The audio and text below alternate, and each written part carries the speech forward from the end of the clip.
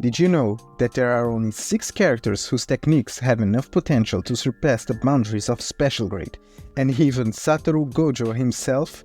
Hey guys, it's Ruigo here, and in this video I'm gonna show you the sorcerers and curses whose innate potential is so great that if maximized they would make a joke out of everyone in the series, including both the honored ones. The rules for this video are simple.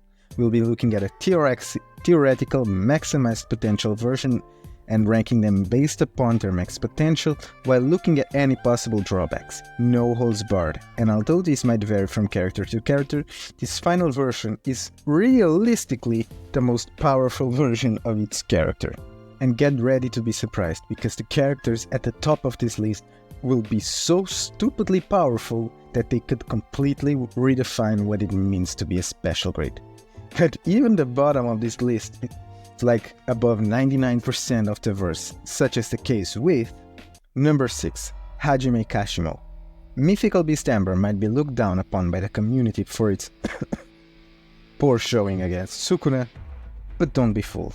Mythical Beast Amber gives its users the ability to literally control all of electricity, making it a weapon at their fingertips.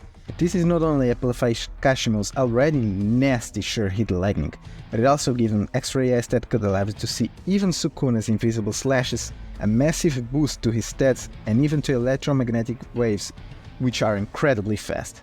You have no idea what Kashimo could do if given more time. Like, your favorite electrical character's abilities probably is a weapon for Kashimo to use. But if it's so powerful, why it's so low rated? Well, it's mostly because the way the ability is phrased makes it seem like sustaining it's not a matter of RCT, but a limitation of the ability itself. However, if Kashimo could ever surpass this limitation, there is no doubt that it will become a contender to be one of the honored ones. Although Kashimo almost won the prize for most wasted potential of the series, he still lost to Construction is a game changer when not used by bombs. But it's Yorozu who truly takes it to the next level. Her ability to conjure any material is nothing short of incredible.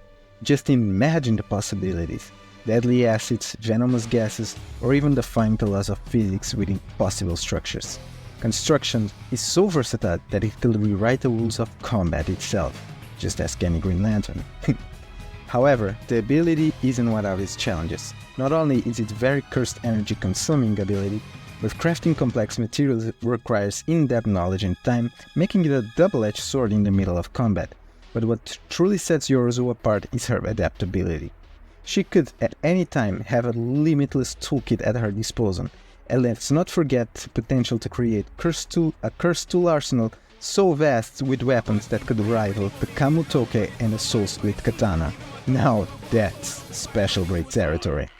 But Yorozu at full power is a character whose versatility could adapt to almost any situation.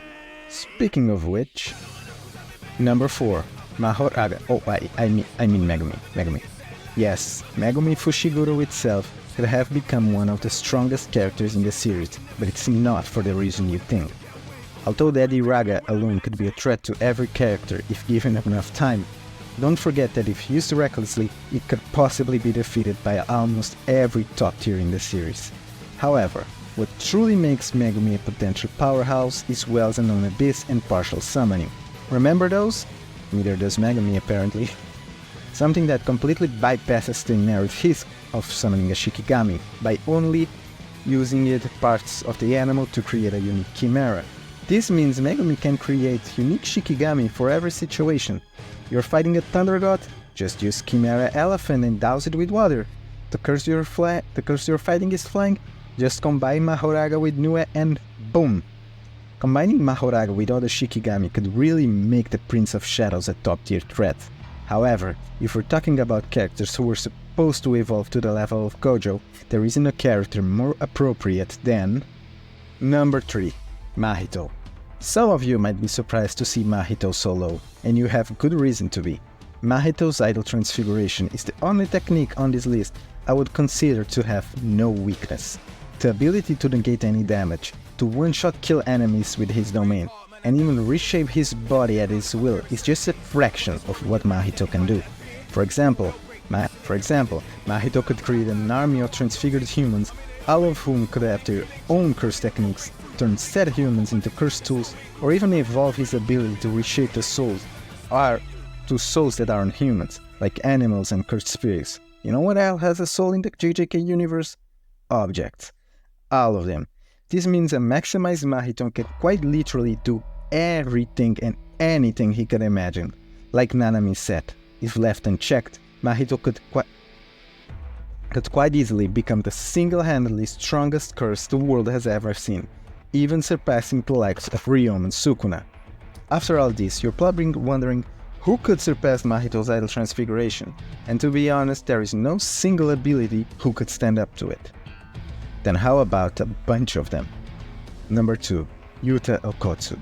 That's right, the prodigy child is up next, and now you're wondering why he's not in the first place.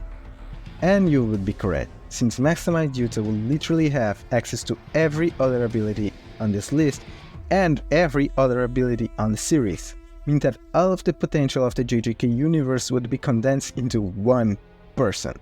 However, underneath copy lies several weaknesses that limit Yuta quite a bit. For starters, being limited to only 5 minutes per use limits the amount you can explore and train with said abilities, and besides, having such a short time limit when fighting heavy hitters means that they only need to outlast Yuta to win, and besides, despite Rika being quite powerful, she's also a weak point, as if she is destroyed there is no access to his pool of abilities anymore. However, a maximized Yuta still has access to almost every other ability in the series, meaning that Yuta can quite literally use every possible combination of powers you could imagine, and even if limited to 5 minutes, that's still 5 minutes that you're fighting a guy with every single ability maximized to his full potential. And with all that, what character could surpass even every other ability on the series combined? I know, no RCT, no domain, no pitches. But look at it this way, curse manipulation is such a broken technique that even without the most basic top tier kit, Suguru Geto still found a way to be at the top. Think about it, curse manipulation is such a snowballing technique where the more curses you have, the easier it becomes to acquire more until you start collecting special rates, like their candy, and that's where things become nasty. With just the disaster curses alone, Kenjaku had access to 4 domains that he can use without risk of burnout, a bunch of curse techniques at his disposal, and let's not forget he can strengthen this curse by giving it their own cursed energy and teaching them things such as simple domain, and domain amplification, meaning that now Mahito becomes an even bigger nuisance. But is it enough to surpass Yuta? Well, quite honestly, yes. Maximized Kenjaku with every curse in the series is quite literally the most powerful characters in the series, with not only quality but also quantity. And if you're still wondering that if this theoretical cursed god could stand up against the literal gods of the verse, you'll have to subscribe because I'm planning on showing you how composite Kenjaku/Geto literally breaks over the grading system and becomes the biggest menace the world could ever seen, waging war against literally everyone. Don't forget to like, comment and subscribe for more Jujutsu content. Hey guys, if you make it this far, thank you so much. I'm trying to strengthen my script writing and editing and such, so this video might be a little different from before. I really hope you enjoyed it, and yes, I really think Maximized Geto is the strongest character in the series. Like, I don't have time to explain it right now, but I will, because he's absolutely bonkers. Like, I would love to have cursed manipulation if I was in the series.